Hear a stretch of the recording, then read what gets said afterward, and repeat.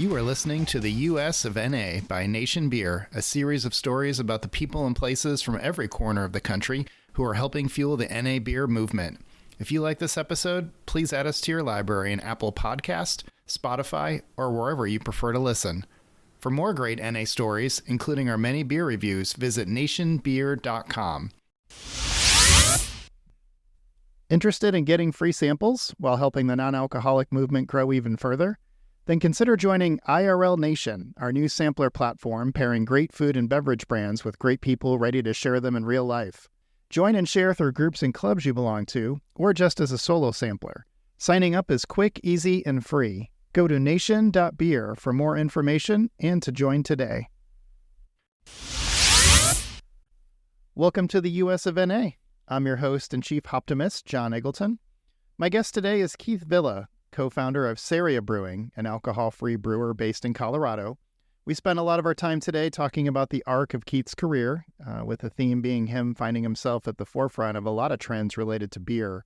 Most notable is the fact that he started Blue Moon Brewing Company for Miller Coors back in 1995. You'll find his name in Wikipedia if you look it up, as part of a long brewing career with the beer giant. Their launch really helped usher in a new era of craft beer brewing, or microbrewing as it was called back then. But it wasn't quite a smooth ride in those first few years, when consumers didn't yet realize how badly they needed those hazy IPAs and those barrel-aged stouts. It was really a different consumer world at that point. Since then, Keith has again found himself on the early edge of beer trends. In 2018, through Ceria, he launched an early cannabis-infused beer, actually two of them, which is required by law, contain no alcohol. After selling through dispensaries in both California and Colorado, they really struggled to get traction in what is still a very early stage market. So does that sound familiar? Ceria pivoted in 2020 to focus on making non-infused zero alcohol beers. There's no up to 0.5%, making them one of, if not the only brewer not just selling, but brewing a zero proof beer here in the United States. Here's my conversation with Keith. All right. Keith Villa is the co-founder and master brewer for Ceria Brewing, started in Arvada, Colorado in 2018. He has a long history in brewing beer, including a lengthy career with Miller Coors that dates back to the 80s, during which time he founded Blue Moon Brewing Company in 1995. He holds a doctorate degree in brewing from the University of Brussels, has written a book about brewing non-alcoholic beer with cannabis. We'll talk about that a little later. He's really been a pioneer in the craft beer category on a lot of different levels. So Keith, really appreciate you joining us today, and welcome to the US of NA. Thanks for having me on. Yeah. Every time I kind of see some of the things that I did, I always keep a low key profile, but it's always interesting to look back and look at what I've done. And from my perspective, I want to do even more. Yeah, absolutely. Well, before we go ahead and jump into the questions, so I've got a Ceria Green Wave here with me. It's a Belgian style white for anybody who's listening who's not familiar with that. And looks like you've got one as well there, Keith. So that's great. So go ahead and crack one of these open. That's good. All right. So so I mentioned at the top there, you've been in the craft beer space for a while. You've seen a lot of things, and certainly going back to your Blue Moon days and everything that you've done since. But I'm curious, what first attracted you to the brewing space, and what made you interested in that as a career choice? Well, I think the thing that first attracted me is that right when I got out of college or university, I went to the University of Brussels, University of Colorado at Boulder. And during that time, it was 1982. And up there, of course, the headquarters for craft brewing is situated right in Boulder. And they would offer courses and, handouts, brochures about learning how to home brew back in those days. And I got one, and I was fascinated because I didn't realize you could actually make beer yourself. Although I was young back then, in Colorado, they had the 3-2 law, where when you turned 18, you could go get 3.2% beer. And then when you turned 21, you could get full strength beer. So I was familiar with beer, but from my perspective, I never knew that you could make it at home. So I took it up as a hobby during my undergraduate years, and I thought it was really a fun hobby and something that was, scientific yet enjoyable and relaxing, and it was just a way to have fun. And I continued doing that, and even though I was supposed to graduate and become a pediatrician, go to medical school and become a pediatrician, I ended up going to Coors because they were looking for a person to do research. And I had worked for a few years in a laboratory up at the University of Colorado doing research, specifically what Coors wanted. And so they had put this big advertisement up in the laboratories, and I saw it along with a bunch of other students. And I thought this could be a cool thing because I had a hobby making beer. So I went and checked it out, and I was the most qualified, or so they said, out of 70 or 80 students, because I had co-authored a couple of articles too, which was almost unheard of back in those days. And so they asked me if I wanted to start right after I graduated. And so I said, well, sure, I could put medical school on hold for a year or two, give this a try and see if I like it. And it turns out I loved doing brewing research, and I stayed there for 2 years. And after that, I told them I was going to quit and go back to Boulder to get my PhD in brewing. And that's when they said, well, what if we send you to Belgium? Because they knew a professor in Belgium at the University of Brussels who had an opening for a doctoral student. They said, what if we send you there? And they would pay for it and all that. And I thought, well, sure, that sounds good. So I took them up on their offer, went to Belgium, and eventually got my doctorate. And for those of your listeners who aren't familiar with Belgium, it's a small country, but it's very rich in beer history. And it's also a socialized country. So the cost of education was relatively cheap. Each year, the tuition for getting a doctoral degree was about the equivalent of $98. So I was able to get my PhD for under $400. But it was very, very difficult because they make it difficult to do. You have to defend a dissertation, and it's hard. But once you do it, it really is a way to know that with the highest degree you can get in brewing, there's still so much more that we don't know. So you're constantly learning. And Belgium is just such a great place to study brewing because they do almost everything that's possible to make a beer. The Germans, have had the Reinheitsgebot for a long time. They don't officially follow it now, but they unofficially follow it. So beer is made with malt, yeast, hops, and water. And in England, the UK, they make great ales and some decent lagers. But Belgium, they make all of that plus more. And that's why it's such a great place to study, because you learn about that. And Belgium is a country where they've been pairing beer with food for hundreds of years. And so you get to learn that aspect too, because where I went, the brewing school was located on a food industries campus. So that interplay with cuisine was always present. So you learned how to pair beer with foods and how to complement things or contrast flavors. And it was just a lot of fun. And then by the end of your degree, you learn pretty much all there is to know about beer at the present stage. And that's why it's so critical to keep pushing the boundaries of what beer could be and to learn more and more about everything from the process to the ingredients to the styles, and just keep pushing things forward.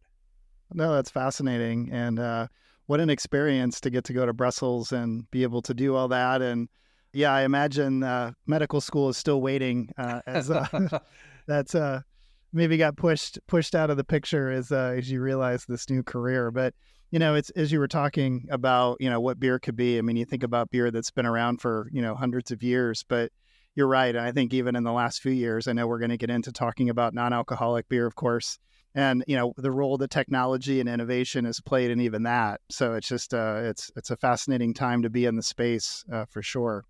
Let's wanted to transition to your time at Blue Moon or starting Blue Moon, and I think that it's obviously such an iconic craft brand for so many. It was a gateway into this whole new world of beers that existed beyond the macro world. I know it was for me, and I think continues to be for many people. What was it like to be working in craft beer at that point in time? And at what point did you realize just what sort of significant legacy Blue Moon was having on this very new industry within the U.S.? Well, 1995, when I launched Blue Moon, the birth date of Blue Moon Brewing Company is September 14th, 1995. It was a Thursday morning, and I remember launching it, and I thought it would be a huge thing, and not a lot of people showed up for the official launch. Some press did, but soon after that, people kind of said, well, this is probably going to be folded and done away with fairly soon. And there weren't a lot of, I guess, upbeat people around it, because big brewers had tried to make specialty beers, and they weren't very successful. I know back then, the Miller Brewing Company, they had tried. Anheuser-Busch back then had tried. And so most of the press, the brewing press, said, well, here's another big brewer trying to do, this thing, because back then they called them microbrews. And right. The term craft brew didn't really come in and solidify until years later. And the selection in the marketplace of beers was very limited. These microbrews or specialty beers were usually mixed in with imports. So, you had Sam Adams, Sierra Nevada, and then you had Fuller's ESB right next to Green King. And so, there were lots of mixing going on in the category back then. So there wasn't a true, I guess, craft category as we know today. It was just microbrewed beers. And in fact, a lot of the big brewers had offerings that were in this specialty section too. For example, Coors had Killian's Red, and Anheuser-Busch had Red Wolf. Miller had Red Dog, and those were considered specialty beers. They were grouped in with craft beers or microbrewed beers. And in fact, the number one selling specialty beer back then in the category was George Killian's Irish Red, which was made by Coors Brewing Company.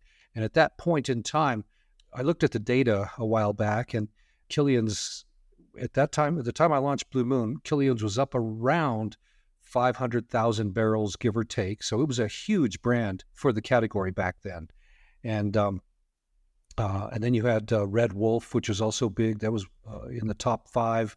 But today's brews weren't even there because those macro brewed specialties were really taking up the shelf for specialty brews. So that was kind of the landscape back then. And then internally at Coors, when I launched Blue Moon, they had 2 big specialty brands. One was Zima, which I don't know if you remember Zima. Oh, yeah. I do remember that one. Yep. So that was a huge brand back then, very successful and profitable for Coors. And then the second specialty brand they had was George Killian's Irish Red.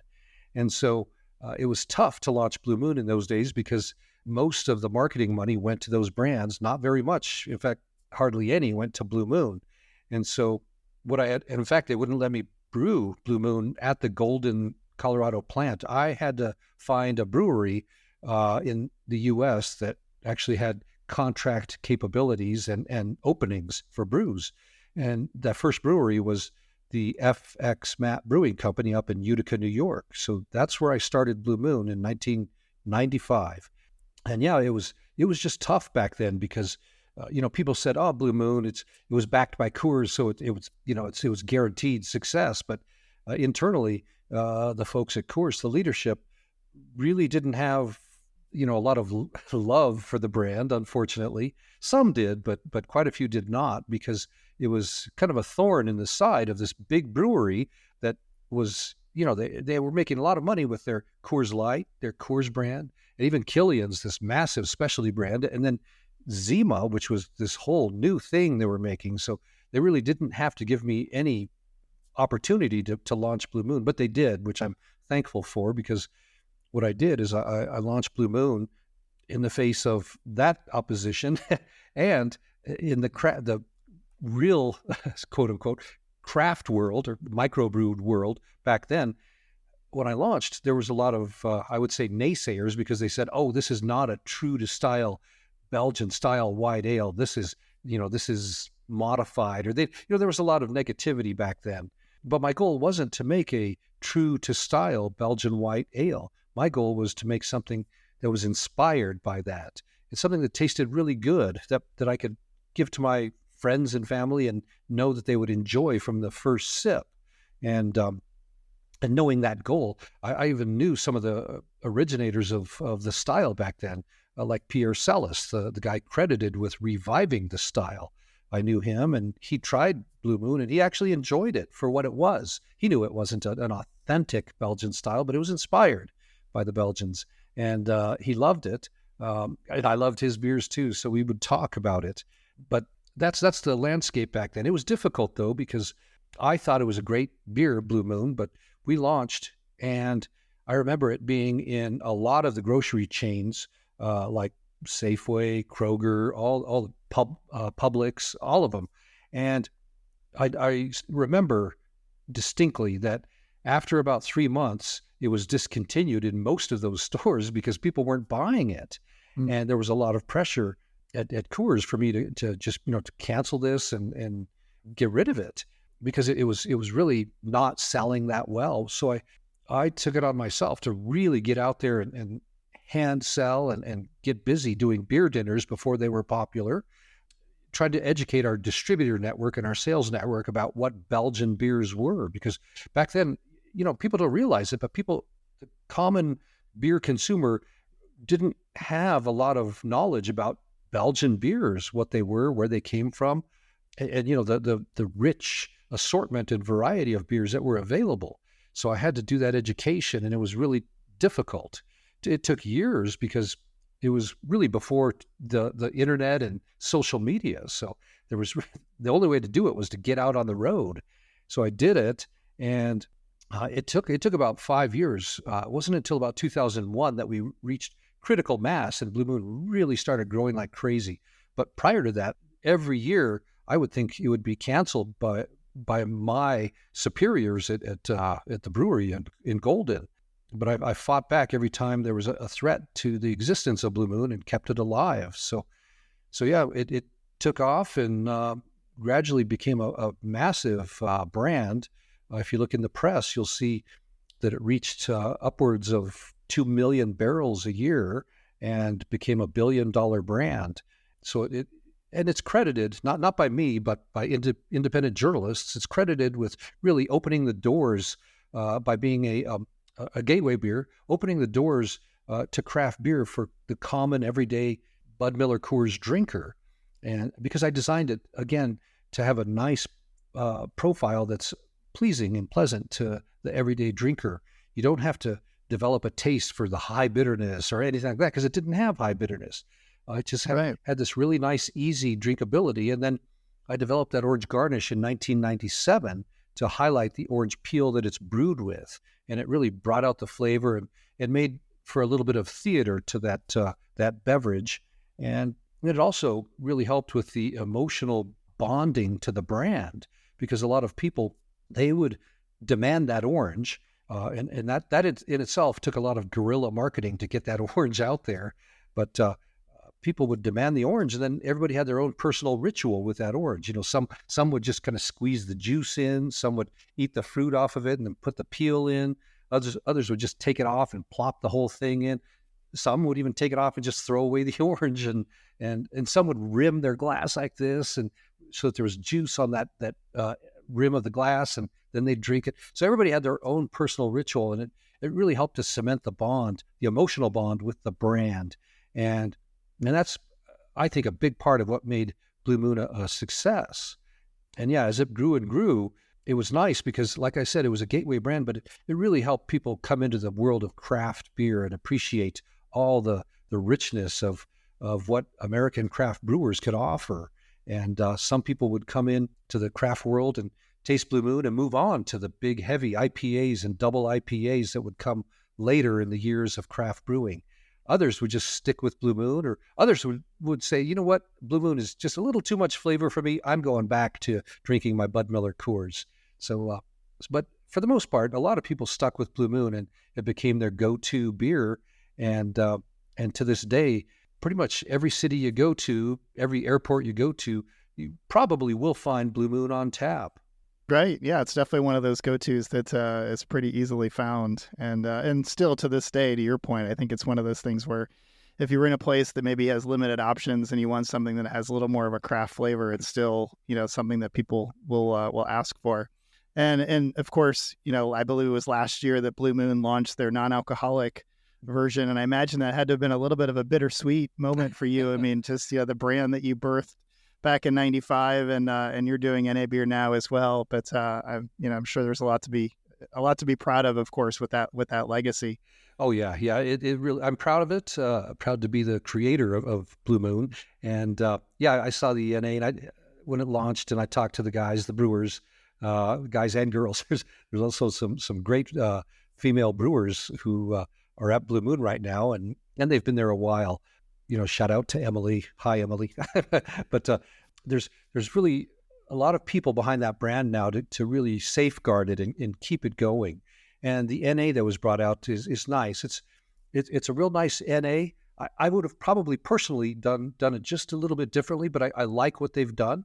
And it is an NA, which I think further on we'll talk about the difference between non-alcoholic and alcohol-free. Ceria is actually alcohol-free, 0.00, and Blue Moon is an NA, meaning it's got less than 0.5% ABV, or it does have a trace of alcohol. So that's a real big difference in this world of non-alcoholic and alcohol-free beers. But yeah, I like what they've done with it, and it's always heartwarming to travel the country or even the world and see Blue Moon on tap in different cities and different countries. Because by the time I retired, I had launched it in I think 23 countries, and it was just It was a lot of work, but it was a lot of fun getting craft beer, or at least that version of craft beer, to the ends of the world, from Japan, Australia, South America, North America, and really do that at a time when craft beer was in its heyday. So let's we'll fast forward a few decades to talk about Ceria, and which you launched in 2018, I believe. Is that right? Yeah. And again, kind of finding yourself at the beginning stages of trends, or maybe being very early in trends. I know one of the first things you guys were doing with that was offering a non-alcoholic, a zero alcohol beer, as you mentioned, with cannabis. And just curious what we'll talk about that space and what it looks like today, which even in the last 6 years, if you think about the hemp-infused side of the industry, has brought on some challenges and maybe opportunities as well. But just curious what that was like starting a new brewery. In fact, I think you actually started 2 breweries around that time. Mm-hmm. One being Ceria, the non-alcoholic one. So what was that like with trying to do beer with cannabis, and what were those challenges that you ran into there? I think the first challenge was realizing that you can't sell cannabis and alcohol in the same beverage. So I had to come out with non-alcoholic recipes that actually tasted good. And so it was that was the first thing that had to be done. The next challenge was really to create a brand, because the brand, we needed something that looked kind of like beer, but also offered other things. And so we worked with a marketing company to really create a nice looking brand that would appeal to beer drinkers and cannabis consumers. And then after that, we really had to figure out the cannabis levels to shoot for, because this was in the early days of edibles and all that in the cannabis world. And so we chose 5 milligrams of THC derived from marijuana for the Belgian white, and 10 milligrams of THC plus 10 milligrams of CBD in our IPA, and dosed it and then started offering it in the marketplace in 2018. And of course, I didn't realize back then how difficult it was to actually sell products in a dispensary, because a dispensary, obviously marijuana is legal in Colorado, but it must be sold in a dispensary. And what I found out right away was that people go to a dispensary mainly for smokables, bud, vape pens, and edibles, mainly gummies, maybe some chocolates, but mostly gummies. And very few people go to a dispensary for beverages. So it's difficult to actually sell beverages in a dispensary. And we branched out to California, thinking that California would be a little bit better with the reception of cannabis beverages. And it was similar. We found that dispensaries over there were very similar to Colorado, in that smokables and edibles were the main reason people went to dispensaries, and very few went for beverages. But if they were there for a beverage, it had to be cold. And the thing we found out right away was that most dispensaries were so small, they didn't have room for a refrigerator. So the product had to be sold at room temperature. And you can imagine, even if you liked a beer, the last thing you want to do is go buy a warm 6-pack of beer. Right. Typically you go to a convenience store or a grocery store and you want it refrigerated. So the minute you get home, you could have a swig of your nice ice cold favorite beer, but not so in a dispensary. So that made it difficult. And then I guess another huge obstacle was the fact that when you're in the cannabis world, it's federally illegal. They count it in a similar vein as selling like crack cocaine or heroin, because you fall under the IRS's rule called 280E. And the 280E rule it sets it up that you cannot write off anything in the course of doing business except for the cost of goods sold. And of course, the cost of goods sold for cannabis is, pennies. And so it's basically you don't have any write-offs. So your effective tax rate is roughly around 70%, 70. So that's hard to make money, and your margins are very thin. And that's why you have to price it very high. So a can of cannabis beer, back when we were in that market, we've since pulled out and we're on the sidelines waiting now for federal legalization. But back then, a can was selling for roughly around $10, almost the same as a 6-pack of really good beer. So the value proposition just was not there. But which we'll talk about in a few minutes, the legalization or semi-pseudo quasi-legalization of hemp-derived Delta-9 beverages opened up a whole new story, a whole new era of the ability to sell cannabis beverages right next to alcoholic beverages in venues where people actually go for beverages. And we're seeing the rapid adoption of cannabis beverages and the huge amount of sales when these things are offered. And that was my thesis after our 2-year stint in the dispensary world, was that they have to be available in everyday format stores, C-stores, gas stations, grocery chains, liquor stores. And when they're in those particular locations, that's when you'll see the huge amount of sales that cannabis beverages are capable of. So let's talk about the hemp-derived side. So 2018, the Farm Bill was passed in Congress, that same year that you started Ceria Brewing there. And looks like it was inadvertent, not an intentional desire by Congress to essentially legalize or create this whole new category of THC and CBD beverages that you were mentioning. And so it's created, without going into all of the details, it's sort of created this two-sided system where you have legal cannabis, which you guys were doing and selling through dispensaries there in Colorado and California, which is legal in, I believe, 24 states right now. And I think Ohio is one of the more recent ones to change their laws. And then you have the hemp-derived space, where these beverages derived from hemp, as long as they fall under, I believe, a certain proportion, are actually legal on a federal basis. And we're now seeing it's almost the opposite, where it's federally legal, but we're seeing states now who are imposing their own restrictions. And in fact, I think in the last week, California, Gavin Newsom has joined or added his voice to that and looking to place restrictions on the hemp-derived side, where, of course, the legal cannabis side is allowed, is legal there. So just curious, I mean, it feels like a mess. It feels like, we need to get to a place where there's, some sort of clear regulation, not just from the safety side, which I know is getting a lot of press today, but just from a business side. I mean, for people to be able to plan on and try to grow businesses in these areas and try to serve a customer, there needs to be some regulation put into place. So what are your thoughts on what this murkiness that we live in now in the category, and, where are you hoping to see it wind up in the future, hopefully the near future? Yeah, so you're absolutely right. The advent of the Farm Bill in 2018 led to the unforeseen development of this hemp-derived Delta-9 beverage market. And the way it came about is, I think Congress really didn't understand and in fact, nobody did back then, the potential of hemp, because hemp has a lot of CBD in it. And so people were thinking back then that, okay, if it's less than 0.3% dry weight THC, which is the federal limit, it's legal, and there's a ton of hemp in there.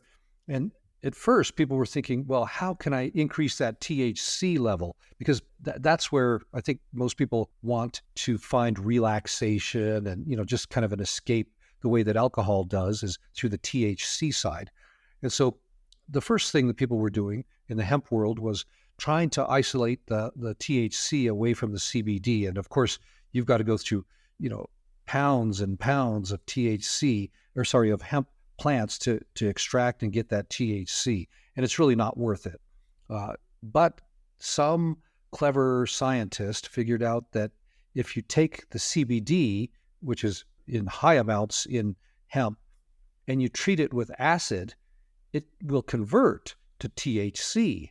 And lo and behold, you can make a lot of THC with hemp. And that's why Congress didn't foresee that. And so it's people say it's a gray area, but the DEA put out a letter last year saying that it's not gray, it's black and white, it's Schedule 1 narcotic, and it still is illegal for people to put that hemp-derived THC in beverages or foods for human or even pet use. So that's there, but some states actually accidentally legalized it, and they're seeing a big decline in the sale of craft beverages because people are, looking and saying, you know what, I'm going to try to limit my alcohol, but I still want an escape. So I'm going to try that THC beverage that's there. So it really is, it's a mishmash of laws and regulations at this point in time. And that's why those of us in the cannabis world, whether it's hemp or marijuana, are looking for federal legalization with regulation so that we can see what the boundaries are. And when I say regulation, I mean by states, the way alcohol is. So federal legalization, with those very few legal regulations, but then the bulk of the regulations come from each state, just like alcohol. And you'll eventually have states that have cannabis still being classified as illegal. Others, it'll be legal, but you will have the regulations in place so you know what to do. Because right now, cannabis beverages, at least on the regulated side, like in Colorado, they require a lot of, I would say, onerous or difficult things to do to get them on the shelf. Things like all the excessive labeling that's required, saying it's a cannabis product. Even the child-proof ends, the child-proof openings. I've got one right here to show your listeners, but here's an example of our Grain Wave Belgian White Ale, and you can see the cannabis warning here, just the warning.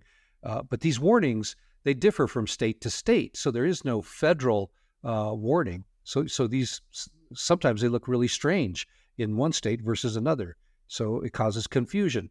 But you see the labeling of the cannabinoids there. You see the child-proof ends. You've got to pull that thing up, and it's a child-proof, meaning it's been tested with, I believe it's like 5-year-olds. They give them so much time to try to open it, and if they can't open it, it's deemed child-proof. And so all these different chores you have to accomplish before you can get your product on the shelf, and it is very, very difficult. Whereas when you look at the hemp-derived world right now, they don't have these child-proof ends. They don't have a lot of this legal verbiage that's required on beverages. They do have some, but it's it's just it's almost like a can of beer. You can just go buy a can of hemp-derived beverage and consume it. The interesting part right now is that most states that have hemp-derived beverages are assuming that it has to be alcohol-free. So you're seeing these beverages being mainly seltzer water that's been infused with flavoring and THC.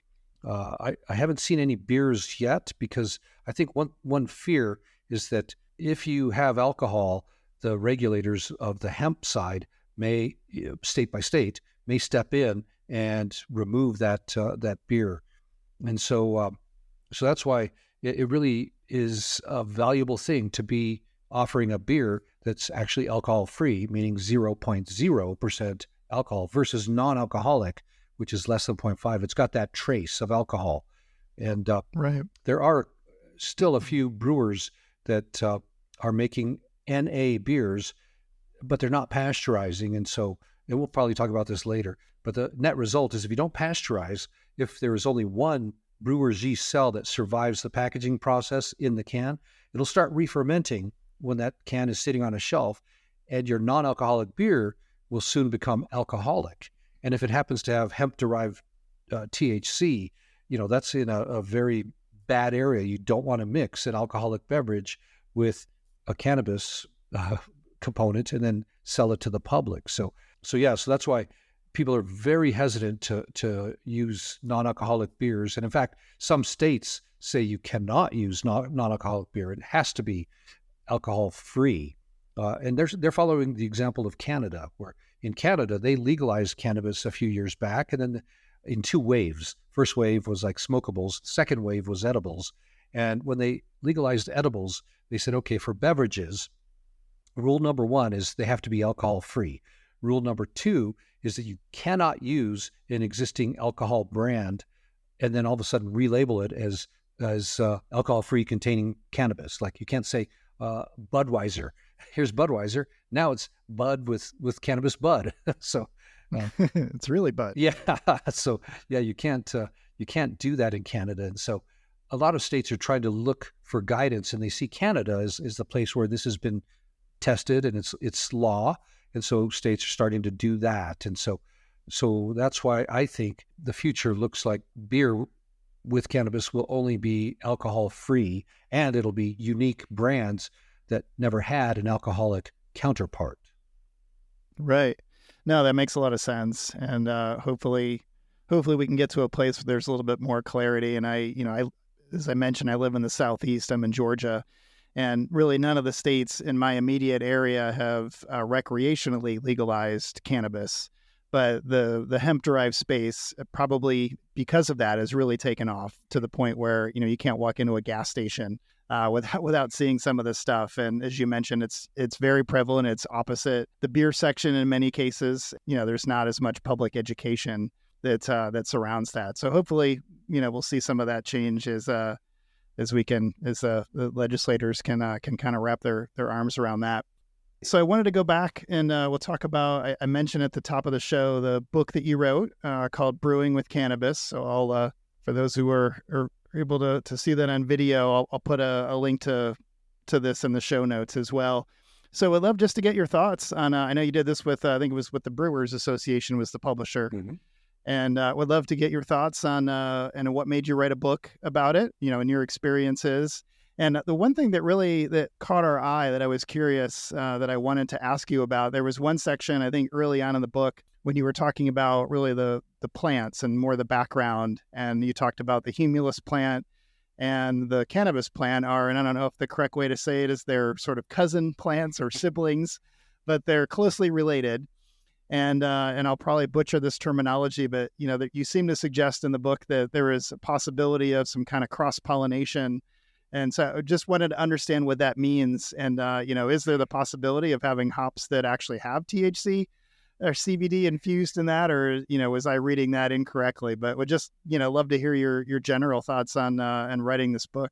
So, the first thing is that the book was needed because when I wrote it in 2021, it was released. Brewers Publications, which is a division of the Brewers Association, they came to me asking if I could write a book, because at that time, I think I was the first in Colorado to launch a cannabis beer, and I had 3 years under my belt making cannabis beer and cannabis launching in Colorado and California, and experiencing firsthand all the things that you needed to know. So in 2021, when the BA came to me, they said that there were just a lot of brewers and home brewers and people interested in knowing how do you get into this area?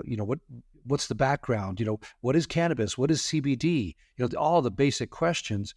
And at first I thought about it, and I thought about not writing a book because it would be too much information. But then I thought, well, you got to start somewhere. So I thought I'll give it a crack, because there was a previous book that was written before mine.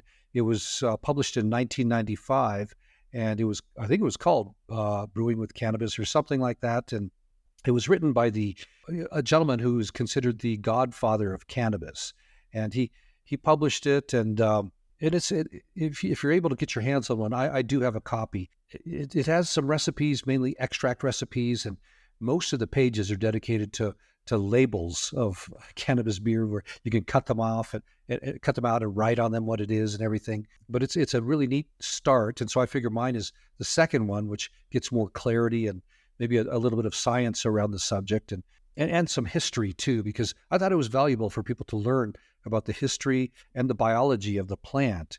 And so that's where your other question comes in. Can you crossbreed a cannabis plant and a hop plant? And the answer is yes, you can, because you're right. They are considered closely related, almost cousins, because they belong to the same family of plants called Cannabaceae. And hops, of course, are a climbing vine that just climbs up, 18, 20 feet every year. And cannabis is a growing vine that it's a plant that grows up. It does not need support. Although when it gets really tall, I found that if you grow it at home, it does need support to really grow healthily and not flop over or anything. But yeah, so you've got those two types of plants that are related. And in fact, scientifically, I believe in my book, it was the 1970s that Italian scientists actually tried to cross the two, and they were successful. So you can take a branch from a hop plant and then graft it onto a cannabis plant. By grafting, that means you take the main trunk of the plant and you scrape it off, and you take that branch, scrape off the end. You kind of put them together with a little bit of nutrient, you tape it up, and it's called grafting. And by putting them together, over time, the two branches actually grow together and become one. And then you've successfully grafted it on, and that hop branch will continue to make hops. But the scientists figured out that they studied them and found that the characteristics of the mother plant did not go into the hops of that branch. So those hops never got filled with THC or any other cannabinoid. Mm. And then they tried it the opposite way too. They took a cannabis branch and grafted it onto a hop plant and grew it successfully. And again, found no transfer of traits, but the plants did grow. So I guess at the best part there, it proved that you can graft these two together, again, proving that they are closely related enough that they will grow as one if you glue them together. But of course, that doesn't happen in nature. It only happens in a laboratory. But yeah, the book covers that. And I think another point of the book that was that I wanted to clarify was, the general history of cannabis, where it came from and why it's illegal today, how hemp was derived from cannabis. And to me, that's one of the interesting things, because hemp is such a big part of our society today. It's legal, but it's legal if it's cannabis that contains less than 0.3% dry weight of THC. So the first thing I asked myself was, why 0.3%? Because it's still THC. And so I did the research, and in the book, I show that there was a Swedish scientist who came up with that number. And he came up with it because he had a bunch of hemp plants and cannabis plants. And he looked and he said, well, you know what? Most of these hemp plants are around that 0.3 level, and it's considered hemp, but it's not, it's not a legal definition. So he just said, okay, that's his definition, 0.3. And when cannabis became legal here in the States, in some states, most states looked at that research and said, well, you know what? If it's good enough for that researcher, it's good enough for us. So 0.3 will be the level where hemp is anything with less than 0.3, and then anything above 0.3% dry weight of THC will become marijuana. Even if it's the same plant, by that definition, it's hemp or marijuana. And that became the rule of law here in the States. And in the 2018 Farm Bill solidified that and said, yes, anything less than 0.3% is hemp, and it's federally legal. So yeah, those type of things really interested me. And then the other thing I thought was very interesting was that the hemp plant is so useful, not just for cannabinoids, but for other things, for fiber, hemp fiber, paper, even high strength plastics.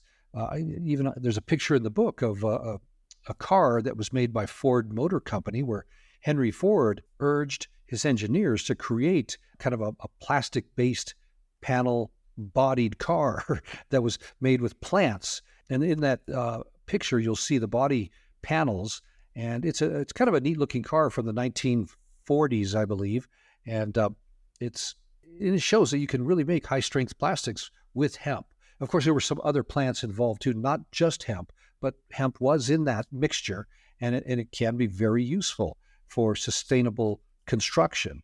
So that really piqued my interest, and even today, I think I included a picture of a modern racing car made by Porsche, where some of those panels are also made out of hemp, because again, it's a very versatile plant, and it's easy enough and versatile enough that you can grow it at home, of course, under certain conditions, because not everybody can grow it legally. In Colorado, you can grow it legally, but it must be indoors, away from children, and generally kind of locked up in a way that people can't access it. So in my book, I go through some of those laws, but I guess just the trouble of writing a book about it is that the laws are constantly changing with cannabis, whether it's hemp or marijuana. You've got so many regulations that change. And so the minute you write a book, several months later, it's almost out of print because of all the changes that have come about legally with the classifications and definitions of hemp and marijuana. No, it's a very good book. And it definitely, as you were mentioning, it gives a really good intro into, for somebody who may know nothing about the topic, who is interested in it, it really gives a lot of background on, as you mentioned, the plant itself, and some of the biology of it, but then just talking about some of the history. And I was really struck by the fact that this was published 3 years ago, and you think about what the hemp-derived beverage space looks like today, that I don't think was like this necessarily 3 years ago. I mean, I know it was the 2018 Farm Bill, but it took a little while for that to really, really take off, and more entrepreneurs and brands moving into that space, and some of the things you reference in here and how that's kind of taken shape through that side of the industry. And I do remember the part about the 0.3 being relatively arbitrary, from someone's research, and now that's become the de facto standard that's been adopted by legislature. So it's definitely interesting, and a good background book. So again, we'll make sure we have a link to this in the show notes for anybody who's interested in picking up a copy. As we start to wrap things up here, I did want to come back to non-alcoholic beer, just the category by itself, and which, in and of itself has had a lot of growth, and a lot of new brands that are coming into the space. I think the NA aisle at our specialty beer stores here in Georgia, and I think everywhere, have become a bit more crowded, and which is good, is good, but also challenging, as more brands are trying to compete for a smaller market share. Which is getting bigger by the day, but is still a small percentage of overall beer. So just curious what your thoughts are on the category today, and where you hope to see it go in the future, since you've gotten involved here.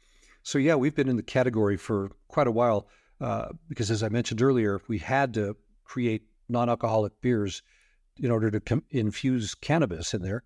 And then in 2020, we pivoted to the non-alcoholic market.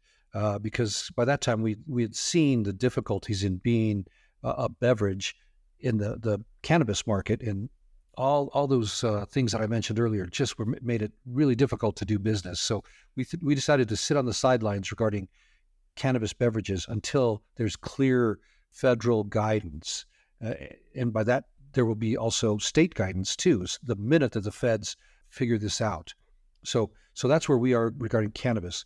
And it should come soon, because the 2025 Farm Bill, I believe they're supposed to take it up again in early 2025 and put the finishing touches on it and then issue it. And in there should be guidance for cannabis.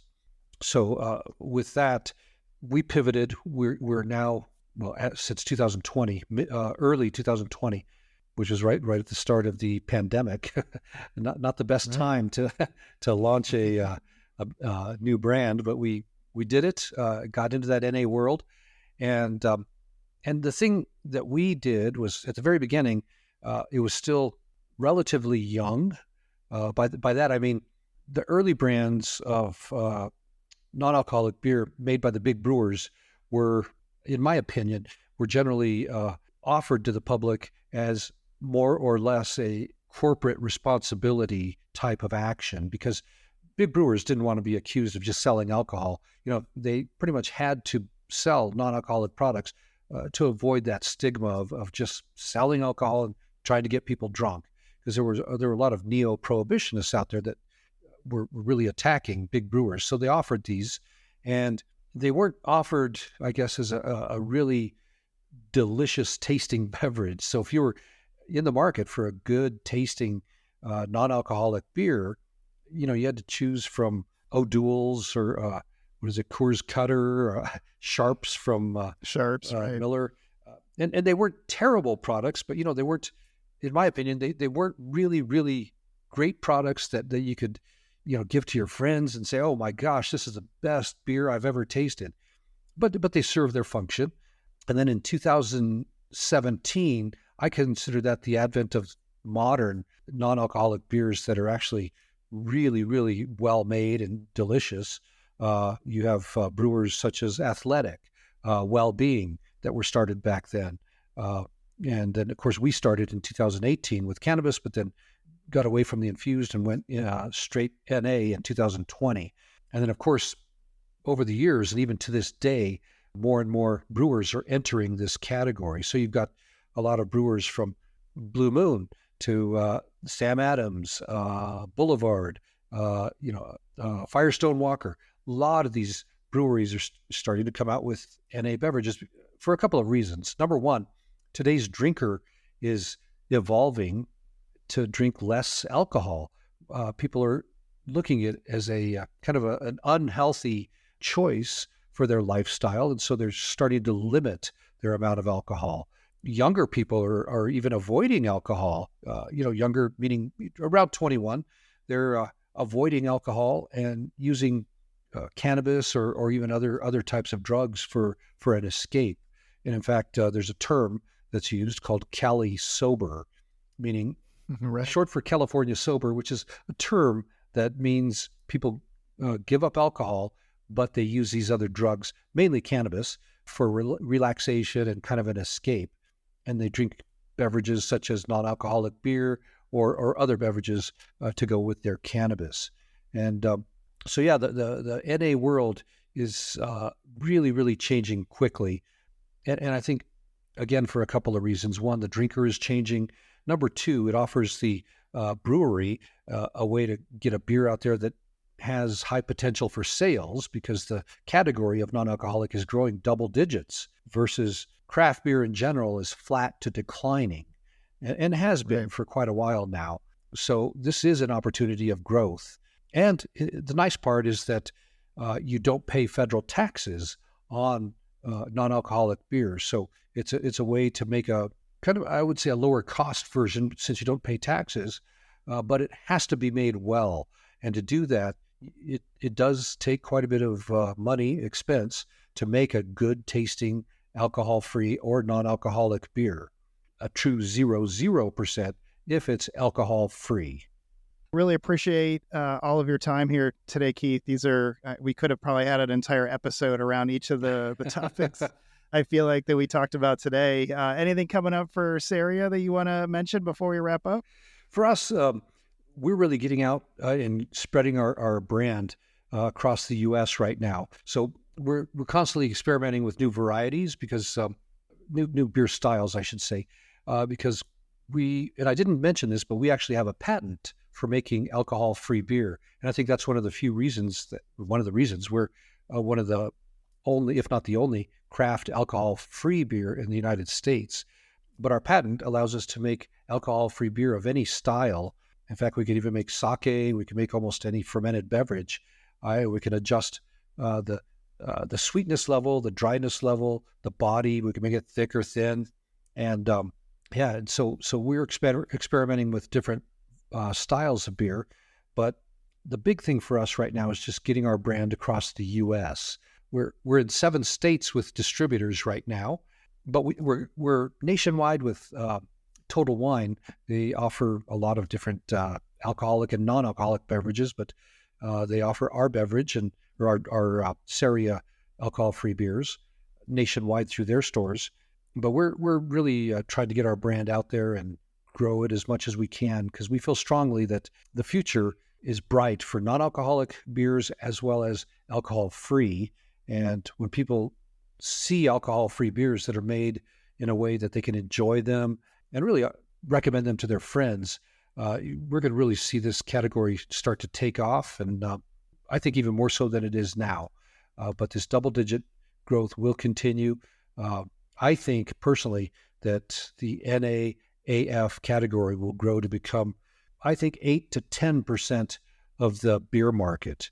And I've heard other people in this category, such as Bill Schufelt from Athletic. He's confident it's going to get up to that 15 to 20% level of the beer market here in the U.S.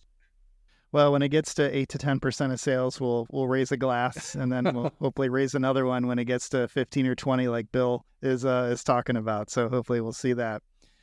Well, again, Keith, we really appreciate you taking the time. I would love to have you back again in the future to, maybe dive a little deeper into some of the things that we covered off today. But, in the meantime, really appreciate you sitting down with us. Well, thank you, John. It's been a fun time. How much time has it been? Oh, it's been over an hour. Wow. We appreciate it. Cheers. All right. I want to again thank Keith for his time. It was really an honor to talk to somebody who's been so influential behind the scenes in this industry on several levels. Hoping to have Keith back maybe next year.